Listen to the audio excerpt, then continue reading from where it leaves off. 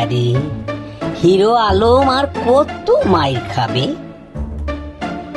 আওয়ামী লীগও মারে, বিএনপিও মারে, যাবে কোথায় হিরো আলম? বিগত আওয়ামী লীগ সরকারের সময় বিভিন্ন স্থানে নির্বাচন করতে গিয়ে মারধরের শিকার হয়েছেন তিনি।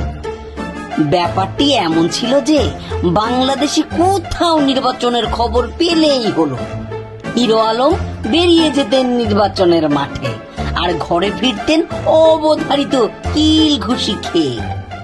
বেশিরভাগ সময় মার খেয়েছেন আওয়ামী লীগের নেতা কর্মীদের হাতে।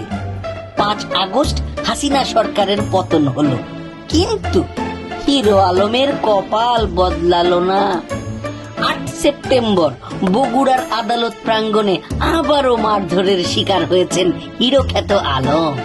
এবার অভিযোগের তীর বিএনপির দিকে।